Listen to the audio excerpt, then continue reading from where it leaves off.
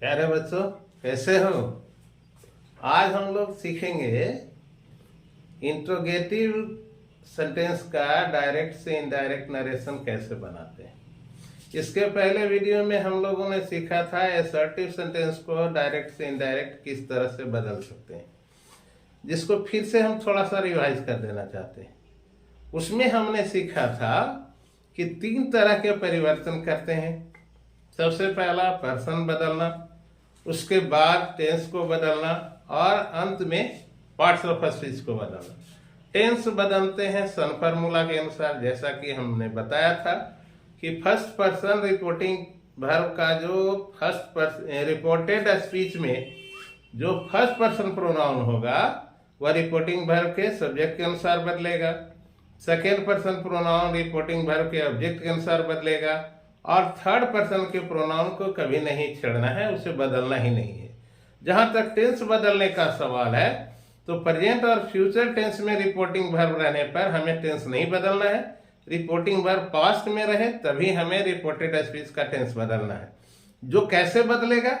यदि reporting verb past tense में है और रिपोर्टेड स्पीच प्रेजेंट टेंस के किसी फॉर्म में है, किसी फॉर्म में मतलब इंडेफिनिट में हो, कंटिन्यूअस में हो, परफेक्ट में हो या परफेक्ट कंटिन्यूअस में, तो प्रेजेंट टेंस के जिस फॉर्म में वह है उसी फॉर्म में वह पास्ट में चला जाएगा। लेकिन यदि रिपोर्टेड स्पीच पास्ट टेंस में हो और रिपोर्टिंग वर्ब भी पास्ट टेंस में हो तो हमें क्या करना होता है? जिस टेंस में रिपोर्टेड स्पीच है उसके अगले टेंस को गायब करके तीसरे में चला जाना है। जैसे इंडेफिनिट में यदि रिपोर्टेड स्पीच है तो उसे परफेक्ट में बदल देना है, यदि कंटिन्यूअस में है तो उसे परफेक्ट कंटिन्यूअस में बदल देना है, लेकिन परफेक्ट और परफेक्ट कंटिन्यूअस में यदि है तो उसे यथावत रहने देना है। यह टेंस बदलने की बात हुई। और तीसरा था पार्ट्स ऑफ स्पीच बदलने की बात। उसमें हमें क्या करना होता है? यदि नजदीकी दिखाने वाला कोई शब्द होता है तो उसे हम तत्काल दूरी दिखाने वाले शब्द में बदल देते हैं। जैसे दिस को दैट बदल दिए थे, यस्टरडे को प्रीवियस डे किए थे, टुडे को दैट डे किए थे। ये सारी बातें हमने आपको प्रीवियस वीडियो में भी बताई थी। आज हम लोग सीखेंगे इंट्रोगेटिव सेंटेंस का डायरेक्ट से इनडायरेक्ट कैसे बदलेंगे। इसके लिए हमें यहां ध्यान देना होगा कि इंट्रोगेटिव सेंटेंस कितने तरह के आते हैं। 2 तरह के आते हैं नेचुरली। एक होता है यस नो क्वेश्चन और एक होता है WH क्वेश्चन। इसकी पहचान आप कैसे करेंगे? यस नो क्वेश्चन उस इंट्रोगेटिव सेंटेंस को कहते हैं जिसका जवाब आप हाँ या ना में दे सकते हो। जैसे have you taken your food, क्या आपने भोजन किया? इसका जवाब आप कैसे देंगे? यस सर या नो सर, ऐसे कह के ना देंगे। इस तरह के वाक्य को हम लोग यस नो क्वेश्चन कहते हैं। और WH क्वेश्चन किसको कहते हैं? जिस प्रश्न की शुरुआत क्वेश्चन वर्ड से हो उसे हम WH क्वेश्चन के नाम से जानते हैं। अब चूंकि क्वेश्चन वर्ड या तो W से शुरू होता है या H से शुरू होता है, जैसे व्हाट कहो, वेयर कहो, व्हेन कहो, ये सारे W से शुरू हुए हैं, और हाउ कहो तो H से शुरू हुआ है ना। तो इसीलिए ऐसे क्वेश्चन जो क्वेश्चन वर्ड से शुरू होते हैं उसको हम WH क्वेश्चन कहते हैं। और ऐसे प्रश्न जिनकी शुरुआत एक्सिलरी वर्ब से होती है उसको हम लोग यस नो क्वेश्चन कहते हैं।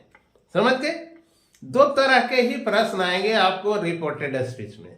अब इन्हें कैसे बदलना है आइए हम देख लेते हैं। सबसे पहले यहां हम देख रहे हैं कि रिपोर्टिंग वर्ब को बदल देना है आस्क्ड या इंक्वायर्ड में, यानी सेड या सेड टू के जगह पर हमें क्या लिखना है? आस्क्ड या इंक्वायर्ड।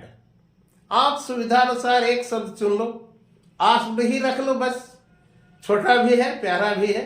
तो रिपोर्टिंग वर्ब के स्थान पर हमें आस्क्ड लिखना है यदि पास्ट टेंस में होगा तो। अब दूसरी बात हमें क्या करना है? जो भी इंट्रोगेटिव फॉर्म में आपको जो सेंटेंस मिलेगा, जो इन्वर्टेड कॉमा के अंदर के जो भी वाक्य होंगे वे हर हाल में इंट्रोगेटिव होंगे और उस इंट्रोगेटिव सेंटेंस को हमें चेंज कर देना होता है असर्टिव में। ऐसा हम कैसे बदल सकते हैं?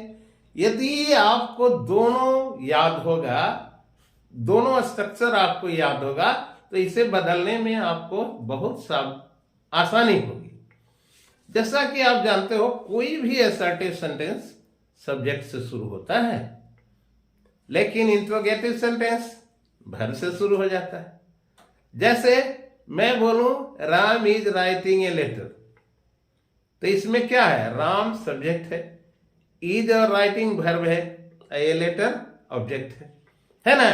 लेकिन राम इज राइटिंग लेटर को यदि हम इंट्रोगेटिव में कन्वर्ट कर दें तब क्या होगा, is Ram writing a letter. तो यहां हमने क्या देखा, यहां हमने देखा कि वर्ड अरेंजमेंट में परिवर्तन किया जाता है। जो असर्टिव सेंटेंस में अरेंजमेंट होता है सब्जेक्ट प्लस वर्ब, वही इंट्रोगेटिव सेंटेंस में वर्ब प्लस सब्जेक्ट में बदल जाता है। तो इसका ख्याल रखना है, जो भी रिपोर्टेड स्पीच में सेंटेंस है, चाहे यस नो क्वेश्चन हो या WH क्वेश्चन हो, उसके स्ट्रक्चर को बदल देना है, उसे असर्टिव फॉर्म में बदल देना है, इसका ख्याल रखना है।